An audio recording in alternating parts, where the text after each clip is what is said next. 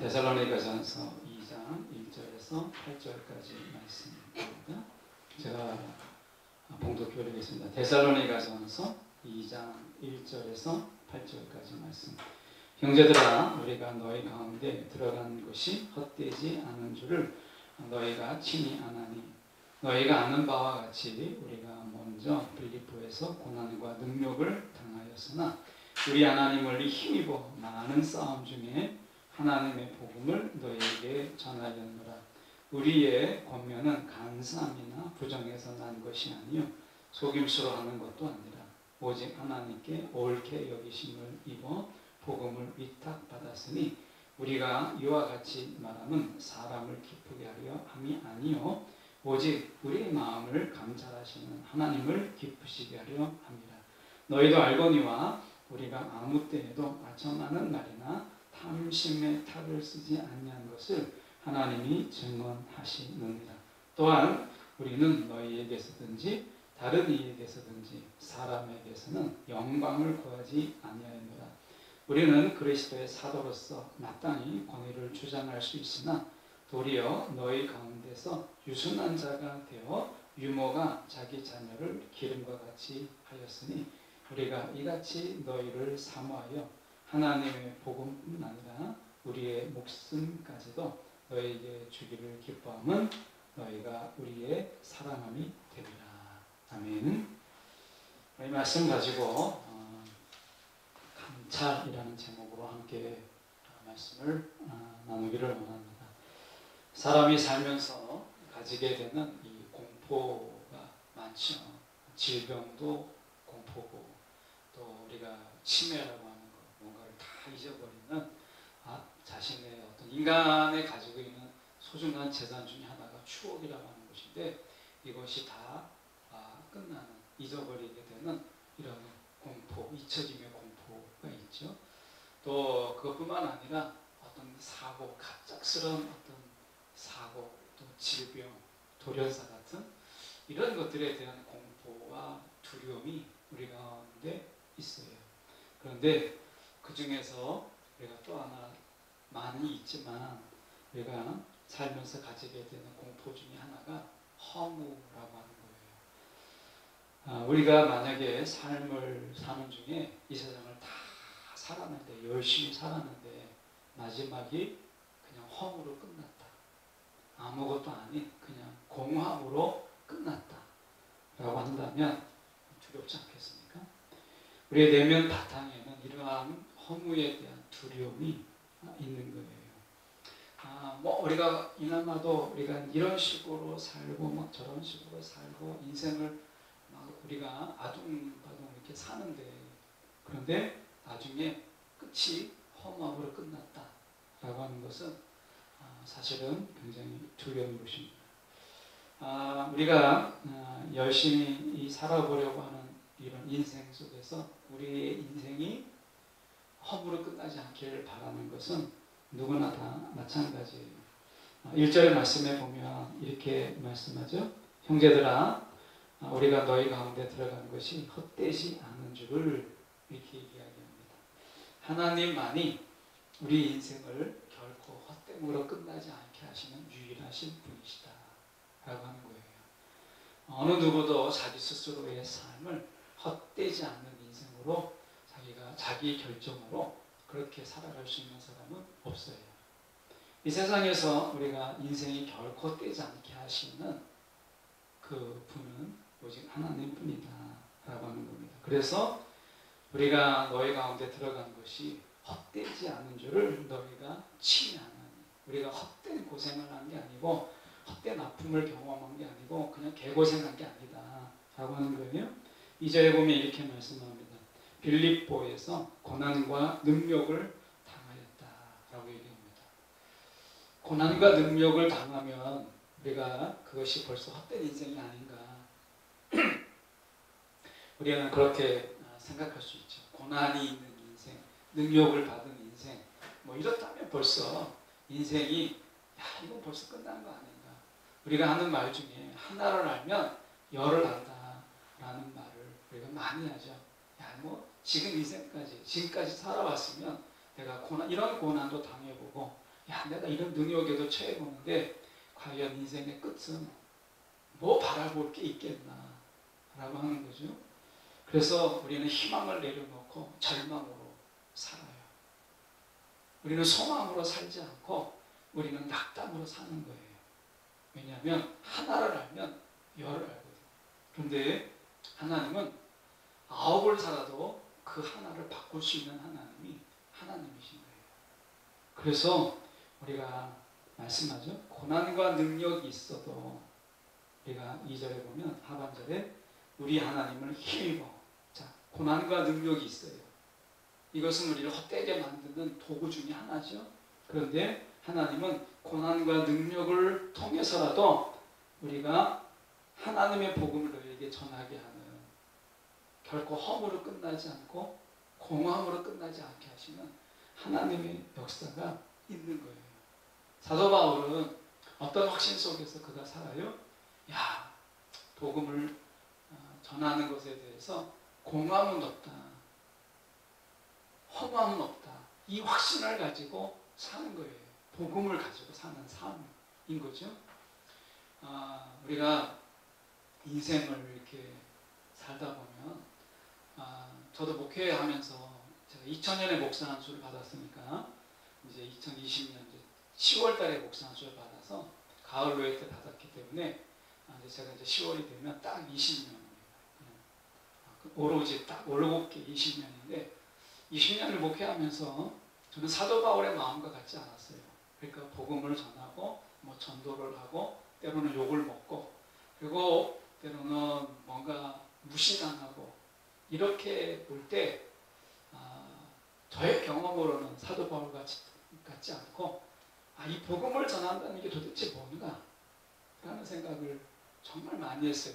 왜냐하면 내가 복음을 전하는 것은 나는 정말 기뻐서 전하는데 이걸 전하는 가운데 무시하고 손가락질하고 조롱하고 뒷담화하고 이런 걸 들으면 약해지고 내가 도대체 뭐 하고 있나 이런 생각을 가지게 되고 또 뭐 내가 잘 살고 내가 좀 아프지 않고 내가 또 집안에 좀 부유함도 있고 하는 가운데 복음을 전하면 자존감이라도 높을 텐데 가진 것도 없고 뭐 배운 것도 별로 없고 그러는 가운데 복음을 전하다가 뭔가 좀 많이 아는 것 같고 많이 가진 자로부터 이렇게 능력을 당하면 야, 이게 내가 이 복음을 전하는 게 이게 무슨 소용이 있나 이런 생각이 처참한 생각이 들어요. 또 복음을 가지고 내가 이제 평생 주님이 부르신 가운데 내가 복음을 가지고 산다라는 마음으로 정말 목사 안수 받을 때 눈물도 흘리고 감격으로 제가 목사 안수를 받았는데 그럼에도 불구하고 교회에서 복음을 전하고 말씀을 가리키고 뭐 할 때 그럴 때 그 속에서 밀려오는 허무함이라고 하는 것도 있어요. 그러다 보면 그 순간 낙담도 되고 낙심도 되는 거죠. 그래서 사도 바울의 마음이 사실 쉽게 이해가 되지 않아요. 여러분 어떠신지 모르겠지만 우리가 사실은 복음의 현장의 자리 속에서 우리가 이 고난과 능력이라고 하는 것이 얼마나 힘이 센지 이 복음을 가지고 살아가는 우리들을 정말 낙심하게 하고 우리의 삶을 정말 이제 있게 살다가는 정말 허무함으로 끝나지 않을까라는 생각으로 이끌게 돼요. 그런데 사도 바울은 너무나 이 당찬 확신, 이 믿음을 가지고 그가 살았다는 것, 도대체 이 확신이 어디서 오는 걸까? 이 바울의 이 확신은 도대체 어디서 오는 걸까? 같은 하나님을 믿는데 바울의 믿는 하나님과 저와 여러분의 믿는 하나님이 같은데 어떻게 바울은 고난을 당하고 능력을 당하고 더한 일을 당했어도 그가 복음을 전할 수 있다라는 이것에 대해서 헛되지 않을 것을 그가 어떻게 확신했을까? 물론 이제 1차적으로 경험이죠. 그가 내가 너희 가운데 들어간 것이 헛되지 않는 줄을 너희도 알고 나이도 알지 않냐. 너희가 친히 우리가 다 경험한 거 아니냐. 이렇게 하는 중에도 하나님의 복음을 너희에게 전하게 되지 않았느냐 라고 하는 1차적인 경험이에요. 경험에서 나온 이야기죠. 그런데 경험으로만 다 이야기할 수 없는 사도 바울의 깊은 신학이 그 속에 있다는 거예요. 이거를 저희가 한번 살펴보려고 해요. 오늘 말씀에서 저희가 4절을 보면 이렇게 이야기합니다. 오직 하나님께 옳게 여기심을 입어 복음을 위탁받았으니 우리가 이와 같이 말하면 사람을 기쁘게 하려함이 아니요. 이렇게 얘기합니다. 사람을 기쁘게 하는 게 아니다 라고 얘기합니다. 사도 바울은 몇 가지가 그가 가진 특징들이 있어요. 그가 사람을 기쁘게 하지 않았다 라고 하는 겁니다. 좀 내려가서 우리가 보시면 6절에 또 끝에 보면 사람에게서는 영광을 구하지 아니했다. 사람을 기쁘게 하지도 않았고 사람에게서는 영광을 구하지 않았다. 이렇게 이야기합니다. 이게 쉽지가 않은 거예요. 사람에게 내가 사람을 기쁘게 하려고 하지 않았고 그리고 사람에게서 영광을 구하지 않았다. 기쁨을 주지도 않았고 내가 그들에게 영광을 받으려고 하지도 않았다. 주거나 받거나 할 때 기쁨을 주려고 하지도 않았고 영광을 받으려 하지도 않았다 라고 하는 거예요. 우리가 자꾸 사람에게 우리는 뭔가 복음을 가지고 있으면 기쁜 소식이라는 것 때문에 자꾸 사람들을 기쁘게 하려고 해요. 저도 그랬거든요. 막 자꾸 기쁘게 하려고 하고 뭔가 즐겁게 하려고 하고 막 하는 거예요. 그런데 사도 바울은 사람을 기쁘게 하려고 하지 않았다는 거예요. 그리고 그들에게서 어떤 영광도 구하지 않았다라고 이야기합니다. 시편 94편 11절의 말씀에 보면 여호와께서는 사람의 생각이 허무함을 하시느니라 이렇게 얘기합니다. 사람의 생각이 얼마나 허무한가 라고 하는 것을 하나님은 아셨다라고 얘기하고 우리가 로마서에는 더하게 나갑니다. 사람의 생각이 허무한 것으로 우리가 사람이 허무함을 안다. 사람의 생각이. 근데 로마서에서는 사도 바울은 요게 상발짝 더 나갑니다. 8장 20절에 이렇게 이야기합니다. 피조물이 허무한데 굴복하게 되었다. 그러니까 굴복하게 하셨다는 거예요. 굴복하게 된 것은 이렇게 되어 있습니다. 자기의 뜻이 아니다. 이렇게 얘기해요. 그러니까 피조물이 우리 인간이 허무함에 굴복하게 되었는데 그런 존재인데 이것은 자기의 뜻이 아니라 사도 바울은 뭐라고 얘기했냐면 오직 굴복하게 하시는 분으로 인해서 인한 것이다. 이렇게 얘기했어요.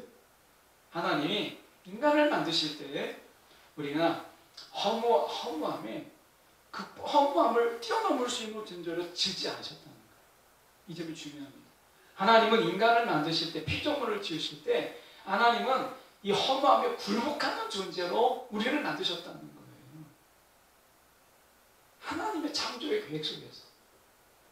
그 다음에 사도 바울은 8장 20절 하반절에 이렇게 얘기합니다. 그러나 피조물도 소망 가운데 있으니 라고 이야기해요. 자, 이게 너무 놀랍지 않아요? 하나님이 우리를 지으실 때 사람을 우리가 피조물로 하나님 지으실 때 허무함을 극복하는 자, 허무함을 이겨낼 수 있는 자 이렇게 짓지 않으셨다는 거예요. 하나님 어떻게 지으셨다고요? 허무함에 굴복하는 자로 하나님께서 그렇게 지으셨다는 거예요. 이것은 우리의 뜻이 아니라 하나님이 그렇게 하셨다는 거예요. 그런데 그것을 통해서 허무함을 극복하지 못함을 통해서 우리 가운데 소망을 갖게 하셨다는 거예요. 이건 뭐죠? 여러분 세상 속에서 자기 안에서 여러분 소망을 찾지 못하게 하는 존재로 하나님은 지으셨다 우리를. 여러분 우리 안에 소망이 없는 거예요. 우리의 삶에 소망이 없는 자로 처음부터 하나님이 창조의 계획 속에서 그렇게 만들어 놓으신 거예요. 허무함에 굴복하도록 우리를 만드신 거예요. 그리고 하나님께서 우리를 소망 가운데 있게 하셨어요. 왜냐하면 그렇게 하지 않으면 인간은 결코 하나님으로 인한 소망을 찾지 않을 것을 아셨기 때문에 그런 거예요. 그래서 잠언 11장 18절에 이렇게 말씀하세요. 악인의 싹은 악인이 주는 악인의 싹은 결국엔 악인이 받아야 될 품삯이라고 하는 것은 허무하대. 이렇게 얘기합니다. 악인의 싹은 허무해요. 그런데 공의를 뿌린 자의 상은 확실합니다. 공의를 뿌린 자의 상은 확실합니다. 사도 바울은 이걸 알았던 거예요. 공의를 뿌린 자. 이 뿌린 자의 상은 확실하다. 악인의 삭은요, 악인의 삭은 굉장히 화려한 것 같아도 다 험함이에요. 그런데 공의를 뿌린 자, 우리 식으로 얘기하면 복음을 나누는 자는 그 상이 확실하다 라고 하는 것을 사도 바울은 알았던 것입니다. 그래서 이 믿음 속에서 사도 바울은 사람에게 기쁨을 구하지 않고 사람에게서 영광을 받으려고 하지 않았다라고 이야기를 해요. 자, 사도 바울이 행했던 중에 우리가 또 하나가 있습니다.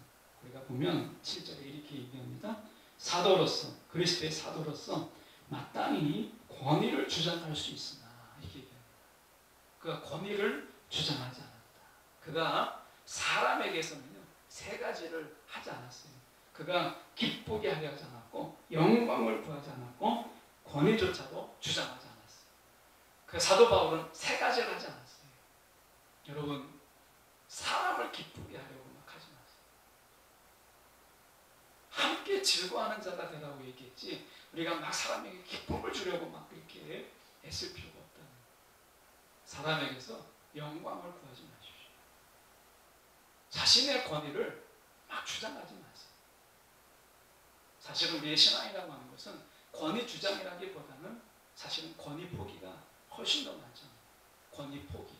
하나님 앞에서 나의 권위를 포기하는 것. 그래서 사도 바울은 그가 확신에 찬 신앙 속에 세 가지를 하지 않았다.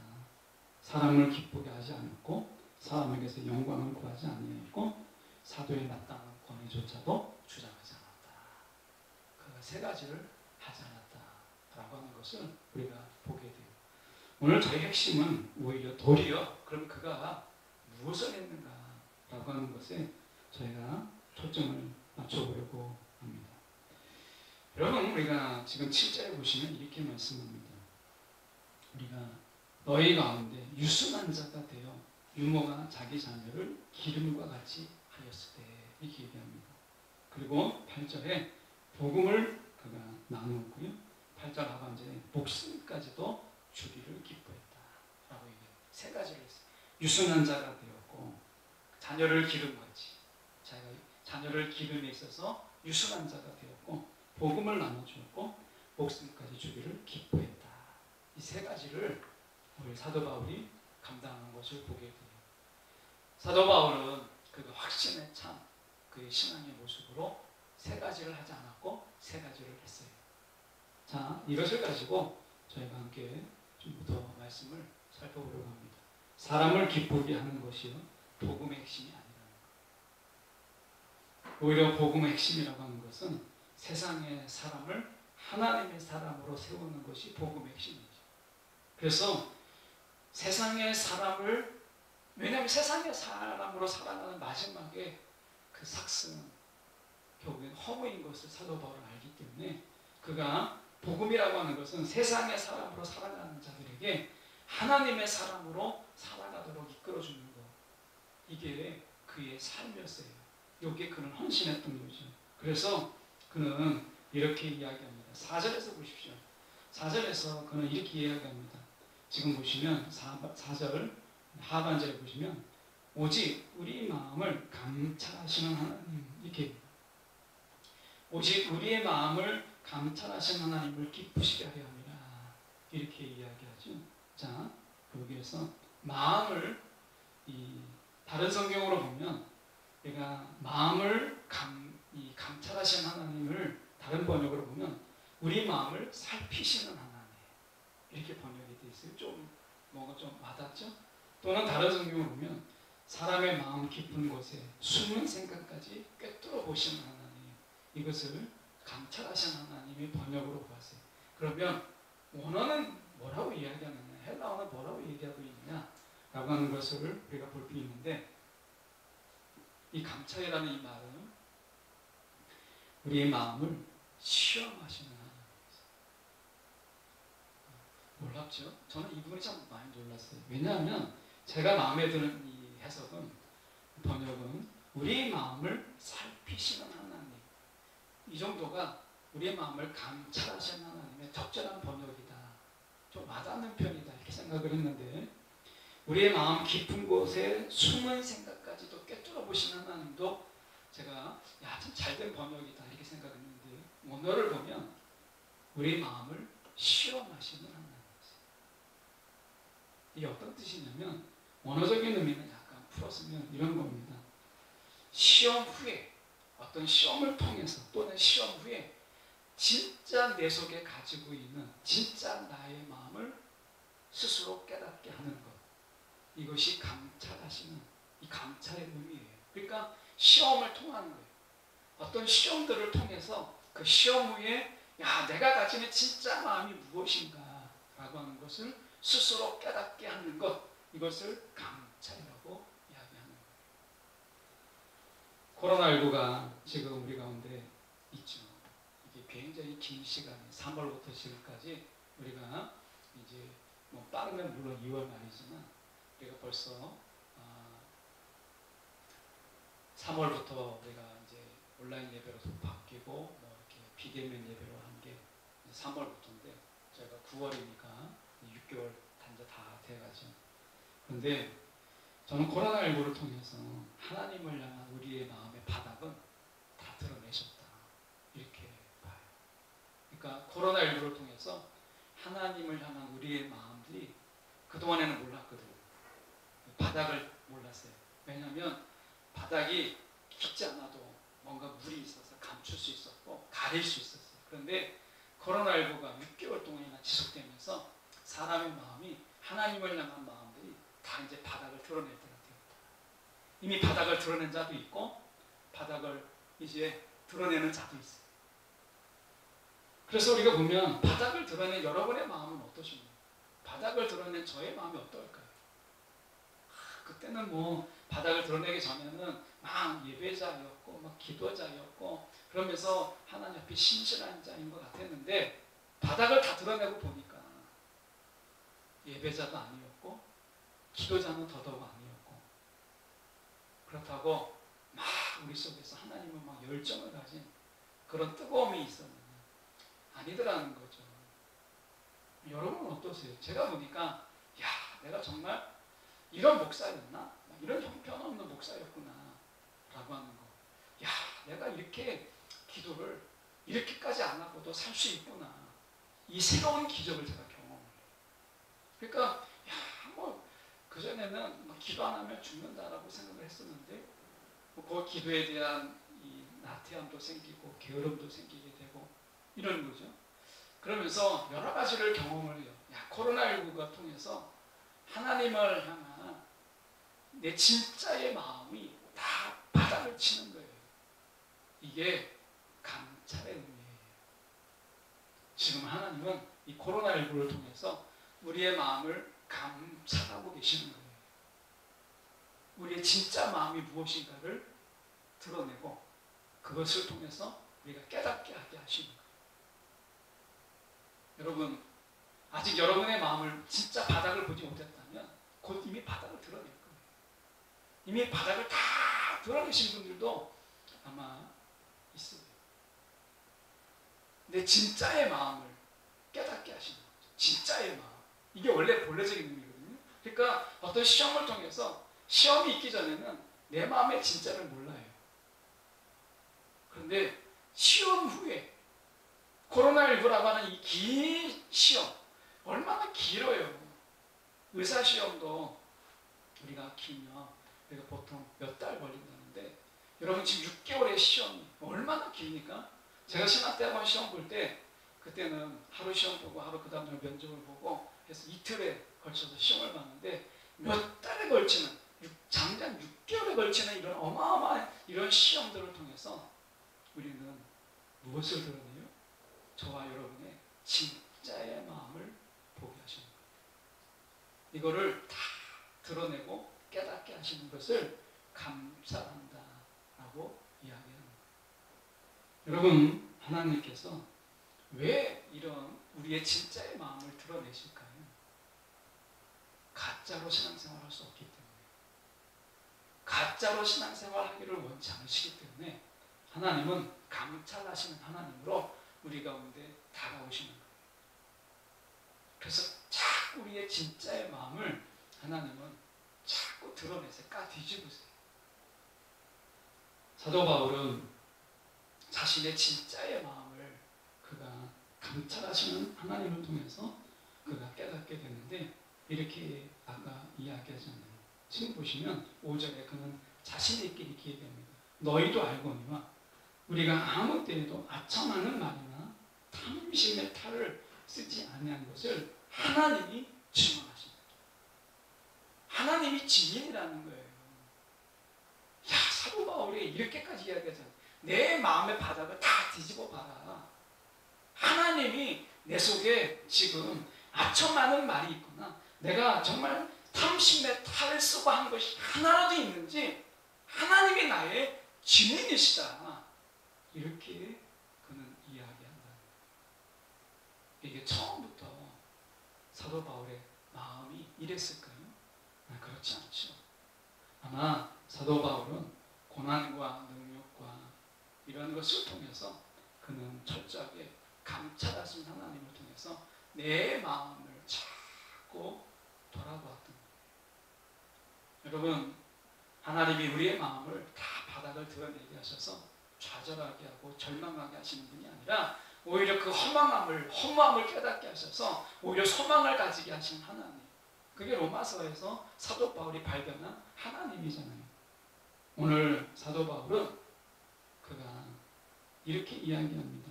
아까 얘기했던 것처럼 그가 유순함, 마치 우리가 너희 가운데 유순한 자가 되어 유모가 자기 자녀를 기름과 같이 하였다, 이렇게 얘기하잖아요.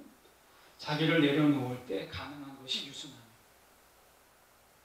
어린아이 앞에서 엄마는 자기의 성질과 기질을 포기할 수밖에 없어요. 아이를 기르는데 자기의 성질과 기질을 가지고 이 성격을 가지고 모난 성격을 가지고 아이를 기를 수가 없거든요. 그래서 아이를 기르는 엄마는 결국엔 자기의 성질과 기질과 이런 성질머리를 다 버릴 수밖에 없어요. 그래야 아이를 기를 수 있거든요. 그래서 유순함이라고 하는 것은 사도 바울은 이야기하는 거예요. 그도 역시 유순한 자가 되기까지 어마어마한 것을 계속해서 하나님이 감찰하시면서 이 마음도 버려라, 저 마음도 버려라, 이 마음도 내려놓으라, 이런 시간들을 그가 가져왔다는 것을 우리는 깨닫게 되는 거예요. 그래서 그는 유순한 자가 되었어요. 또 보면 그가 이렇게 이야기하잖아요. 복음을 전했을 뿐이다. 복음을 전해요.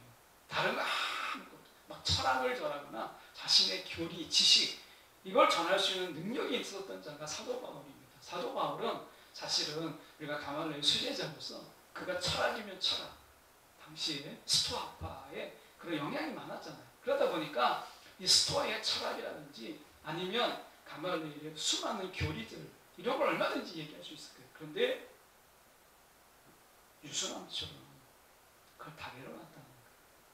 그리고 복음만을 전했다라고 하는 거예요. 내가 알고 있는 것을 더 드러내지 않으려고 정말 복음만을 전하는 게 얼마나 어려운가라는 것을 목회자인 저는 깨닫게 돼요. 이게 쉽지가 않은 거예요.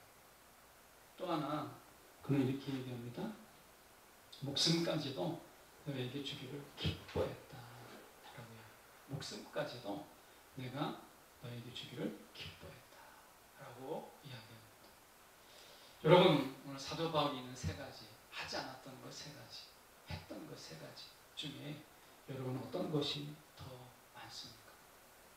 그가 무엇을 하지 않았고 무엇을 했는가 라고 하는 부분 속에서 허무가 그 줄을 갈라요. 이렇게 하지 않음을 통해서 분명한 것은 그 끝이 허무인 걸 알았기 때문에 그는 하지 않았고, 그는 이렇게 했던 이유는 하나님의 상이 그 속에 있겠다는 것을 알았기 때문에 그렇습니다. 사도 바울은 이 모든 것을 알았던 지식이 어디서 오느냐? 결국 다시 말씀드리면 4절이 핵심이죠. 우리 마음을 감찰하신 하나님, 시험을 통해서 우리의 마음의 바닥을 드러내게 하셔서 깨닫게 하신 하나님. 저는 오늘 이 자리에 있는 분들이나 아니면 영상을 보는 분들이나 성도들이 코로나19를 통해서 마음의 진짜 바닥을 보실 수 있기를 내 신앙의 밑바닥을 볼 필요가 있다는 거예요. 내 신앙의 밑바닥. 이 신앙의 밑바닥을 보아야 비로소 우리는 소망을 가지게 되는 거예요. 내 밑바닥이 무엇이 있는지를 알지 못하면 여러분 우리는 하나님을 향한 소망을 품지 못해요. 사도 바울은 오늘 우리 가운데 감찰이라고 하는 어려운 말을 통해서 오늘 이 코로나19를 설명하고 있는 거예요. 저와 여러분이 이 코로나19의 그런 어려움, 이 긴 시간들 속에서 하나님이 이 시간을 허용하신 이유가 무엇일까? 저와 여러분의 마음속에 있는 그 밑바닥, 그 바닥에 있는 것들을 보게 하시고 그게 허무가 아니기를, 그게 공허가 아니기를. 공허라면 지금 아닌 게 은혜잖아요. 나중에 평생을 살다가 마지막에 야 내가 허무로 끝났네. 그때 하면 방법이 없잖아요. 하나님이 그래서 우리 가운데 마음의 밑바닥을 보게 하시고 우리 속에 있는 허무와 공허와 그리고 아무것도 없는 낯생이라고 하는 것으로 끝나지 않도록 바닥을 보게 하시고 소망을 이제 보게 하신 하나님, 오늘 감찰의 하나님 함께 저희가 살펴봅니다. 기도하겠습니다.